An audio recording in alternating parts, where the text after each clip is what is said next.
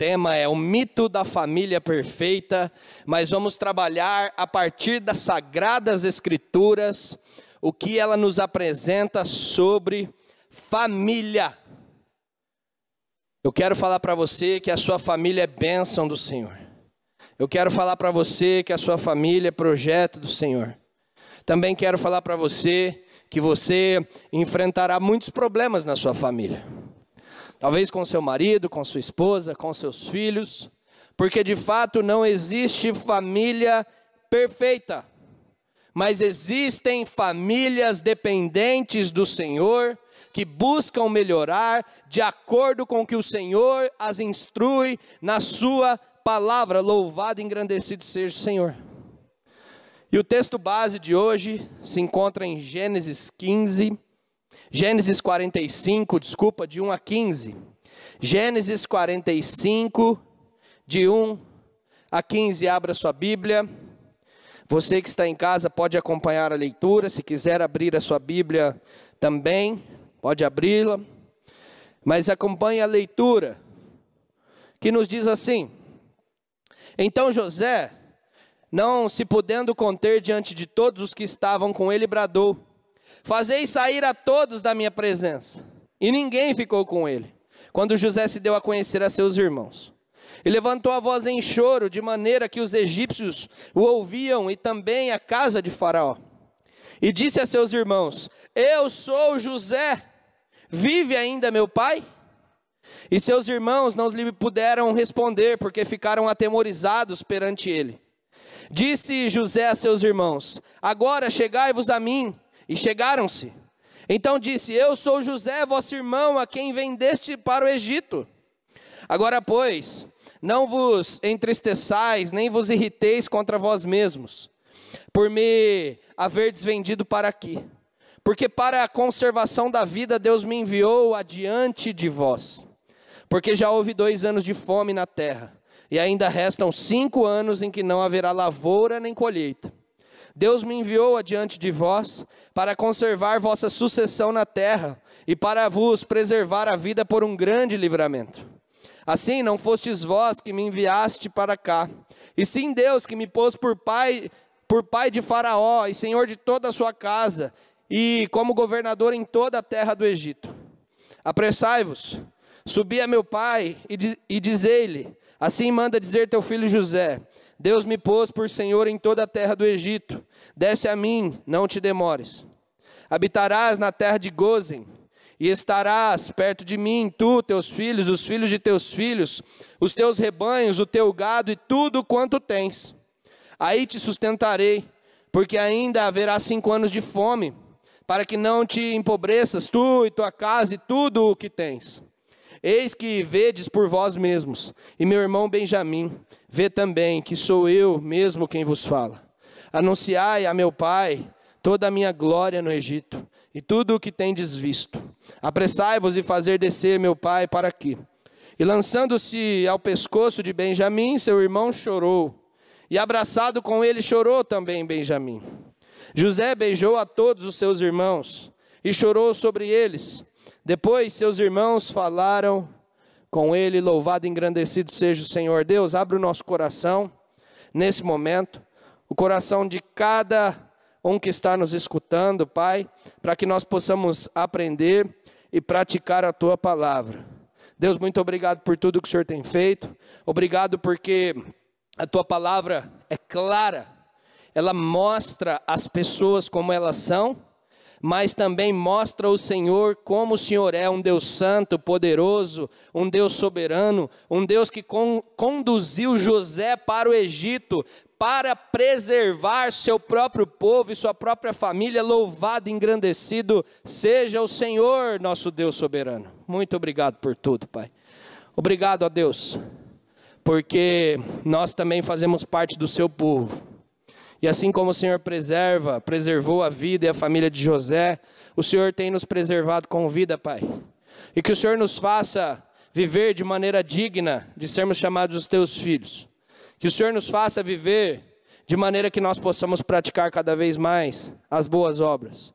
Que o Senhor nos faça viver da maneira que nós possamos apontar sempre para o Senhor, ó Deus, que cuida, que conduz e que continua cuidando das nossas famílias e das nossas vidas. Muito obrigado por tudo que o Senhor tem feito. Amém e amém. Não existe família perfeita. Que frase maravilhosa para começarmos o nosso estudo. Talvez nós nos iludimos com filmes da Disney ou até com grandes influenciadores nas redes sociais que obviamente ou naturalmente só mostram as coisas boas. Só mostram momentos de festa, só mostram momentos de alegria. Mas nós devemos nos voltar para a palavra de Deus, que ela mostra que a minha e a sua família também não é perfeita. E que bênção! Se a nossa família não é perfeita, nós temos que depender de alguém que o é. Então nós podemos depender do Criador da família, do Criador das nossas vidas, daquele que nos deu salvação e de que nos sustenta na palma de suas mãos. Mas onde originou essa família imperfeita? Meus amados irmãos, quando o Senhor, Ele criou o primeiro casal, aquele casal tinha uma família perfeita. Não tinha pecado, não tinha maldade.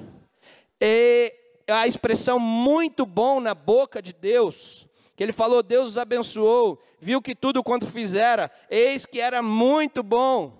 Indica que a família era ótima em todos os seus aspectos, físico, moral, intelectual e espiritual.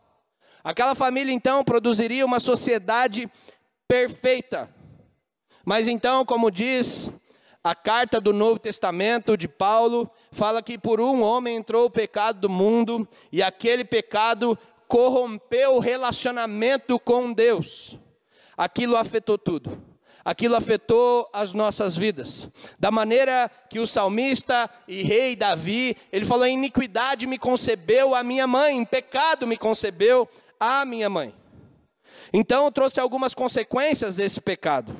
Um senso de vergonha, senso de culpa, trouxe morte espiritual, que nada mais é do que a quebra do relacionamento do homem com Deus ou de Deus com o homem. Isso é muito importante que você fixe na sua cabeça isso. O primeiro pecado quebra o relacionamento do homem com Deus, o qual depois Deus, Ele tem que resolver isso enviando o seu próprio Filho, para que esse relacionamento seja então reestabelecido, louvado seja o Senhor. É impossível nós agradarmos a Deus de uma forma que nós o alcancemos, mas Deus, por sua infinita bondade, por seu infinito amor, Ele escolheu nos amar com amor incondicional. Mais algumas coisas, perversão da natureza e também morte física. As consequências poderiam ser resumidas nas palavras que aparecem no trecho que nós lemos: medo, fuga, esconder, maldito, inimizade, sofrimento, dor, fadiga, cardos e abrolhos, suor, pó e expulsão, quando diz lá no Éden que eles foram expulsos do paraíso. A Bíblia mostra que a imperfeição familiar, ela tem origem no pecado. Tem origem no pecado. E que coisa maravilhosa. Uma coisa que a gente costuma falar aqui nessa igreja é que a vida é ao vivo. Que coisa maravilhosa. Quando nós nos lembramos de Adão, uns 99% das pessoas só lembram das coisas boas que Adão, que Abraão, que Moisés, que Davi, que Salomão fizeram. Mas a Bíblia é bem clara e não deixa esconder que mesmo Abraão, por exemplo, sendo o pai da fé, na família dele houve mentiras inconsequentes, propostas indecentes. Posterior, na família de Ló, prática sexual entre as filhas e o pai. Na família de Isaac, venda do direito de primogenitura, cumplicidade familiar entre pais e filhos. Na família de Jacó, houve preferência por um filho e intriga séria entre irmãos, na família de Moisés, maledicência entre irmãos, na família de Sansão, traição da esposa, na família de Eli, falta de disciplina dos filhos pelos pais, na família de Davi, houve adultério, incesto, fratricídio, remorso paternal, na família de Salomão, houve poligamia, revolta entre os filhos, no povo de Deus houve infidelidade conjugal no tempo de Oséias. Mostrando então que onde o pecado entra, o pecado destrói, nós temos origem no pecado. Mostrando então que em nossas famílias nós temos ou teremos grandes dificuldades. Não existe família perfeita, meus irmãos. Não existe família perfeita, mas existem famílias dependentes do Senhor, de uma maneira que querem obedecer cada vez mais o Senhor e serem abençoadas pelo Senhor que criou a família. Que coisa maravilhosa! Que coisa maravilhosa! Meus irmãos, quando nós lemos com essa ótica as famílias da Bíblia, o que vem em meu coração é compaixão com aqueles que estão sofrendo com filhos. Compaixão com aqueles que estão sofrendo, talvez com a esposa ou com o marido. Compaixão com essas pessoas. Isso não significa que estamos dando brechas para o pecado, ou que estamos relativizando o pecado, ou que estamos em conformidade com o pecado. Mas significa que nós sabemos que não existem famílias perfeitas. Eu quero enfatizar muito isso nessa noite, porque às vezes as pessoas acham que a família do líder da igreja é perfeita. E nós sofremos também. Nós poderemos sofrer com os nossos filhos, que Deus nos livre disso. Mas nós poderemos sofrer. Nós poderemos sofrer com pais, com amigos, com pessoas próximas. Nós poderemos sofrer, porque grandes homens de Deus, e numa consideração pessoal, gigantes da fé, que talvez nós não alcançaremos nunca, eles sofreram, quem dirá nós? Se não podemos sofrer também. A família de Abraão, Isaac, Jacó, ela estabelece um paradigma para todas as famílias. Cada família possui virtudes e defeitos. E dentre o livro de Gênesis, 2 defeitos se destacaram nessas famílias: o hábito da mentira e a acepção dos pais com relação ao tratamento dos filhos. Que interessante isso, né? Nós podemos cair também nesse erro de tratarmos um filho de maneira diferente, porque ele tem uma personalidade que nós gostamos mais. Porque ele, na nossa visão, ele dá menos trabalho. E nós podemos, sem perceber, começar a fazer diferença com os nossos filhos. Ou com crianças. Diferença sem perceber. Ou você acha que quando esses homens da Bíblia passaram por isso, eles queriam, foi intencional? Não, foi sem perceber. Sem perceber. José, ele foi também o filho predileto.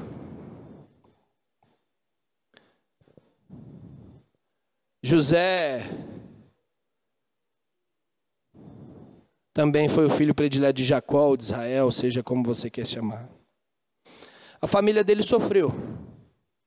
Os irmãos deles o perseguiram. José ia e contava para o pai tudo o que os irmãos faziam. Ele era quase o irmão mais novo, fofoqueiro. E isso deixou os irmãos raivosos. Que coisa interessante. Quando nós olhamos para a família de José, para esse jeitão de José, para o jeitão de Jacó, dando preferência ao seu filho, mas mesmo assim, com o pecado dos irmãos que os venderam para o Egito, Deus usou isso para continuar, sustentar e continuar com o seu povo, o povo da sua aliança, o qual nós fazemos parte. Louvado seja o Senhor. É muito interessante como Deus trabalha apesar de nós e apesar do nosso pecado. Que bênção é poder servir a esse Deus. Mas diz o texto, ora, Israel, amava mais a José que a todos os seus filhos, porque era filho da sua velhice. Talvez Israel, já estava com a idade dos avós, e se avô tem uma função é estragar neto, Como ele nasceu mais velho, talvez ele tratava José quase como um neto, aquele último ou penúltimo filho. Então isso causou inveja em seus irmãos. Vendo, pois, seus irmãos que o pai o amava mais que a todos os outros filhos, odiaram-no e já não lhe podiam falar pacificamente. É interessante como Deus faz as coisas, meus irmãos. Às vezes a gente acha que o ator principal, o agente dessa história aqui é José ou Israel. Mas olha que coisa interessante como Deus age. Israel preferiu um filho, José. Esse filho foi odiado pelos seus irmãos. Deus revelou a ele num sonho que a família o serviria. E aí os seus irmãos que já tinham raiva dele ficaram com mais raiva ainda. E pensaram em matar, mas não mataram e o venderam como escravo. E Deus usou isso para salvar toda a sua família, seus irmãos e seu povo, o povo de Israel. Meus irmãos, que Deus que a gente serve, maravilhoso, que não dá para colocar numa caixa, que não dá para ser esgotada as explicações das maneiras e do agir desse Deus. O que nós ficamos e temos certeza, nós seguimos que Deus ele é soberano em tudo. Que Deus é soberano na salvação das pessoas, como foi do povo da aliança. E essa história aqui mostra que o povo iria morrer. Mas Deus, através de uma permissão, Ele salva seu povo, o povo da aliança, o qual nós fazemos parte nesse exato momento. Louvado seja o Senhor. Quando Deus usa, e o texto que nós lemos de Gênesis 45, nós vemos então que José é apresentado como um instrumento de Deus. Um instrumento de Deus para abençoar a sua família. E nós podemos tirar da vida de José algumas características dessa pessoa usada por Deus. Diz os versículos 1 e 2. Então José, não se podendo conter diante de todos, bradou: fazei sair a todos da minha presença. E ninguém ficou com ele. Quando José se deu a conhecer a seus irmãos, e levantou a voz em choro.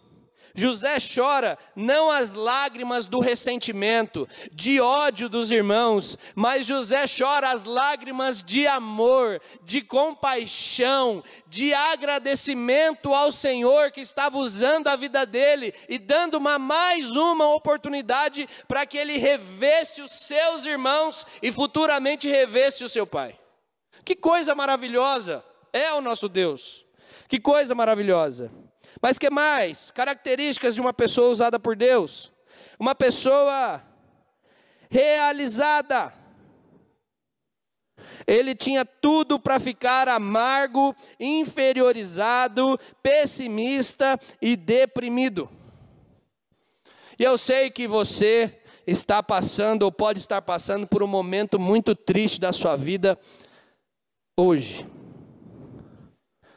Eu sei que você tem até certa razão em estar triste, em estar deprimido, em estar depressivo, em estar pessimista, em olhar para a vida em preto e branco, mas eu quero falar para você que você serve o Deus dos impossíveis, que você serve o Deus soberano, que você serve um Deus que está cuidando de você, que você serve um Deus que sabe da sua dor, que escuta a sua oração e que Ele está trabalhando em você. Anime-se no Senhor, a nossa força brota, vem do Senhor. Uma pessoa usada por Deus, segundo a característica desse texto, é uma pessoa que tem orgulho da sua família.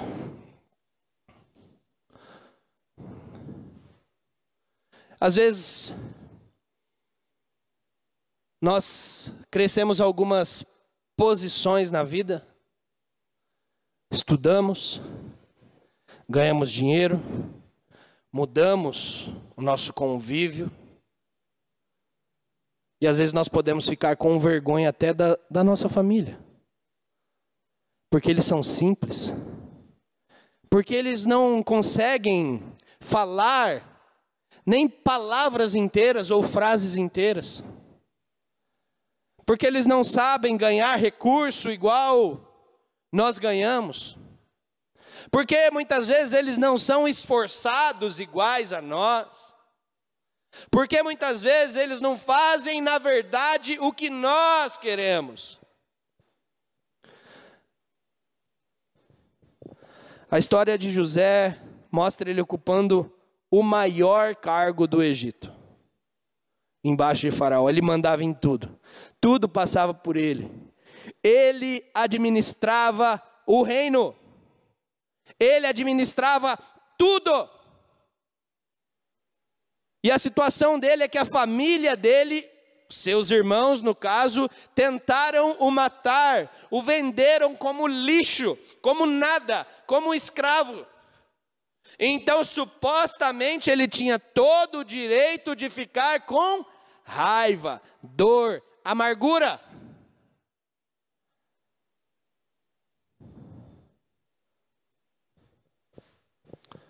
Mas José serve o Deus do perdão. José serve o Deus dos recomeços. José serve o Deus do amor às pessoas e à família. José serve o Deus das segundas chances. E José então mostra, através da sua atitude, que ele tinha orgulho da sua família, mesmo a sua família tendo cometido muitos erros contra ele e erros gravíssimos. Meu irmão, minha irmã, quem é a pessoa da sua família que hoje você precisa pedir perdão? Quem é a pessoa que você está guardando mágoa da sua família? Que hoje você precisa ligar para ela, mandar uma mensagem para ela e pedir perdão para ela, mesmo que ela tenha feito mal a você. Tem alguém na sua família assim? Aprenda com a vida de José e tome essa atitude em nome de Jesus hoje mesmo. Pegue o telefone agora e ligue para ela. Peça perdão. E meus irmãos, que cena bonita. E às vezes é difícil a gente ver, não é verdade? Mas se tem uma das cenas mais bonitas dessa vida de se ver, é quando ocasionalmente ou espontaneamente você na sua frente vê uma pessoa pedindo perdão para outra. As duas se abraçam, choram, as duas derramam lágrimas, muitas vezes de rancor, de ódio, mas é Deus tratando aqueles corações. Para quem nós precisamos pedir perdão hoje? Às vezes alguém que nos incomoda, às vezes alguém que a gente fala mal, às vezes alguém que a gente tem raiva, porque esse alguém de fato fez alguma coisa muito grave contra nós. E às vezes nós ficamos ressentidos e falamos, mas pastor, quem tem que me pedir perdão é ele, é ela. Não é isso que a palavra de Deus está nos ensinando através da história de José. Não é isso. Não é isso que a palavra de Deus nos ensina através da história do nosso Senhor Jesus. Porque nós viramos as costas para Ele. Porque nós o abandonamos. Porque nós somos iguaizinhos àqueles 12 discípulos. Nós somos iguais a Pedro. Quando Jesus falou, eu tenho que ir. O líder será tirado das ovelhas. Eu tenho que passar por isso. E Pedro então fala, se for preciso eu morro com o Senhor. Então todos o abandonam. Todos erram contra o soberano Senhor, o soberano Cordeiro. E mesmo assim o Cordeiro os alcança com seu perdão. E mesmo assim o Cordeiro nos alcança com seu perdão maravilhoso. Porque a Bíblia mostra que ninguém consegue se achegar a Deus. E Deus, mesmo vendo tantos erros em nós, Ele se achega a nós com um amor incondicional. Mesmo conhecendo nossos pensamentos, nosso passado, nosso rancor, o que fazemos hoje, Ele mesmo assim resolveu nos amar. José não teve vergonha da sua família.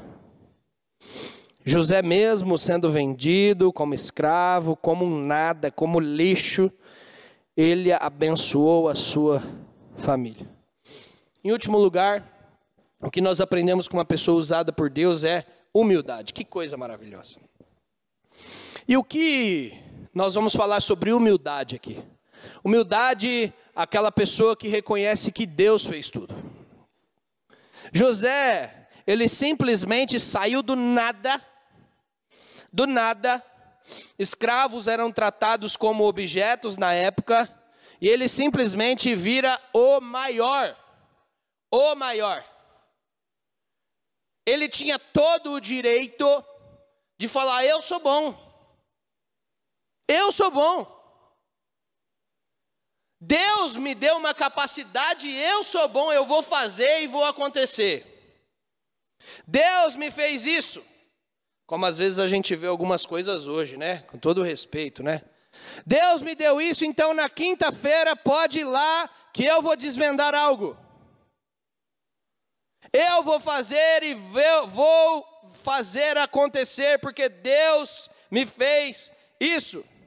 A pessoa começa a se achar mais do que ela é. Mas José não. José com humildade, com um choro que até o pessoal do faraó ficou assustado aqui, porque o texto diz que eles escutavam, então o que está acontecendo? O que está acontecendo com o nosso comandante? Então José fala para os seus irmãos,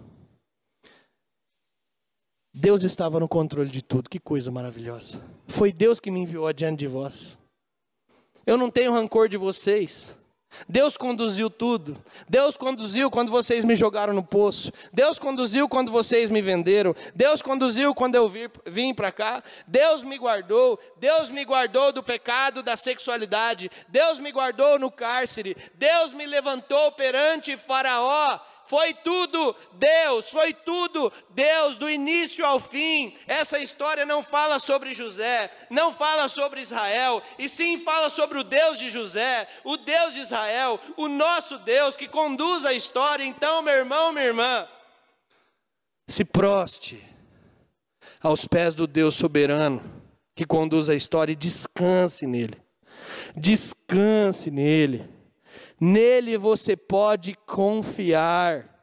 Diz uma canção maravilhosa que a gente canta aqui, que o nosso trabalho é descansar nele. O que a gente tem que fazer é descansar nele, obedecer a ele. Assim nós nos tornaremos pessoas humildes. Às vezes nós confundimos hoje humildade com personalidade. Personalidade. Às vezes nós vemos aquelas pessoas que falam baixinho, às vezes nós vemos aquelas pessoas que falam fino, às vezes nós vemos aquelas pessoas, pode pegar, filho, leva lá para papai. Às vezes nós vemos aquelas pessoas que têm a voz mansa, e nós achamos que isso é humildade. Mas humildade não é isso. Segundo a Bíblia mostra, humildade é ver a ação de Deus em tudo, não se pôr acima de ninguém. Diz o texto sagrado: Deus me enviou adiante de vós, de José. Deus me pôs por Senhor em toda a terra do Egito, diz José. Vós, na verdade, intentastes o mal contra mim, porém Deus o tornou em bem. Deus seja louvado. Que coisa maravilhosa a biografia de José. Que homem usado pelo Senhor. Que homem de uma família problemática, mas também grandemente usado pelo Senhor. Meu irmão, nós aprendemos aqui hoje que não existem famílias perfeitas. Que não existem aquelas famílias que a gente olha uma foto e fala, nossa, ali está tudo bem. Fotos enganam muito, hein, irmãos? Cuidado com isso. Na foto todo mundo está sorrindo, mas por dentro todo mundo pode estar chorando. Mas também nós temos que nos alegrar. É claro que nós não vamos ficar tirando fotos chorando, fotos feias. Mas eu só quero que você entenda que a Bíblia é muito clara em mostrar que esses grandes homens de Deus, eles eram homens. E homem é pecador. E homem falha. Esses grandes heróis da fé do Senhor, na verdade não são grandes heróis. Porque a Bíblia mostra um herói só. Um herói que nunca falhou. Um herói que nunca errou. Um herói obediente. Um herói humilde. Um herói que tinha compaixão. Um herói que olhava para as pessoas como pessoas. Não como coisas. Não como influentes da sociedade. Um herói que sentiu dores. Um herói que suportou dores por causa da ira do Pai, por causa do nosso pecado, que Ele chama das suas ovelhas. Um herói que a Bíblia diz que suou sangue, porque ele via que a hora estava chegando dele receber o cálice da ira de Deus. Mas um herói obediente, que foi até a cruz. E a Bíblia fala então que o cálice de Deus é derramado. Nessa hora, também, a nossa culpa, o nosso pecado, a nossa acusação também é pregada na cruz do Calvário sobre ele. Nessa hora, o sol some da face dele. Nessa hora, diz ele, de alguma forma que a gente não entende, mas muito dolorosa, ele fala que o próprio Pai vira o rosto, o abandona. Mas também é nessa hora que ele recebe a dor do nosso pecado. E depois de 3 dias ele declara que a morte está vencida. Depois de 3 dias ele declara que o mundo não jaz do maligno. Que o mundo é do Senhor Jesus. E o maligno só pode fazer as coisas que o Senhor Jesus permitir, porque Ele é soberano nesse mundo, e não Satanás. Que ele pode até influenciar pessoas, mas se o Senhor não quiser, Ele não influencia ninguém, porque Ele continua sendo soberano, porque não há nem 1 centímetro desse universo que Jesus não declare, isso é meu, isso foi conquistado na cruz. Esse é o Jesus o qual a gente serve. Esse é o Jesus que em obediência ao Pai morreu por amor, que por amor a sua vida entregou. Esse é o Jesus que mostra que nós temos famílias imperfeitas, inclusive a dele. Não eram perfeitos. Mas esse é o Jesus que mostra que vale a pena continuar lutando pela família. Vale a pena continuar lutando para sermos mais santos. Vale a pena continuarmos lutando contra o pecado. Vale a pena continuarmos pregando o evangelho a toda criatura. Vale a pena continuarmos amando as pessoas igual Ele amou. Vale a pena continuarmos encontrando pessoas difíceis, pessoas rebeldes, pessoas que a sociedade rejeita, mas pessoas as quais Ele abraçou. Vale a pena continuar abraçando essas pessoas. Porque se tem uma coisa que nós precisamos, e essas pessoas precisam também, é do perdão do Senhor. E só o Senhor pode conceder esse perdão. E louvado seja Deus porque Ele nos usa como bons mensageiros da palavra de perdão. Então, meu irmão, minha irmã, reconheça que a sua família também é imperfeita. Reflexo do pecado. Não necessariamente isso implica que você vai deixar para lá tudo como está e as coisas vão piorando. Não. A Bíblia fala que apesar disso nós conseguimos vencer com a força do Espírito Santo. Nós não vamos ser perfeitos, mas nós conseguimos deixar certos pecados, ir deixando, e irmos lutando contra outros, porque o diabo anda ao derredor. Significa que nós não somos conformados, porque o pecado nos estraga, e o pecado entristece o nosso Deus. Mas assim como José fez, nós aprendemos também que nós devemos lutar pela nossa família, para restaurar a felicidade em nossa família, para ser talvez o meio utilizado por Deus, para levar a luz para a nossa família, a felicidade para a nossa família. E quando conseguirmos, nós vamos virar para eles e falar: foi Deus, foi tudo Deus. Aquele problema foi Deus, aquela solução foi Deus. Ele me colocou em tudo. Ele está desde o início e continuará até o fim, porque o nosso Deus é soberano. Que coisa maravilhosa é essa doutrina bíblica da soberania de Deus. Isso não nos faz conformados, mas faz-nos pessoas descansadas nele, ou pessoas que descansam nele, em sua misericórdia e na esperança dele. Que Deus assim nos abençoe, e que Deus continue guardando a nossa família de todo mal. Vamos orar ao Senhor. Deus, obrigado. Obrigado porque o Senhor mostra que não existem famílias perfeitas, mas que o Senhor continua cuidando da família, a família é projeto do Senhor. Obrigado porque famílias chamadas pelo Senhor formam igrejas, ó Deus, formam a tua igreja. Ó Deus, muito obrigado, porque assim como o Senhor conduz desde José, o povo da aliança, o Senhor continua nos conduzindo também. É o Senhor quem nos amou antes da fundação do mundo. Obrigado por essa história maravilhosa de José, porque não nos deixa dúvidas que o Senhor reina, que o Senhor é soberano, que o Senhor estava por trás dos panos da vida, cuidando de tudo, Pai. E o Senhor está cuidando de nós. Obrigado porque o Senhor também nos amou antes da fundação do mundo. E esse amor é aplicado em nós, é aplicado em nossos filhos, é aplicado em nossa família. Muito obrigado, Pai, por isso.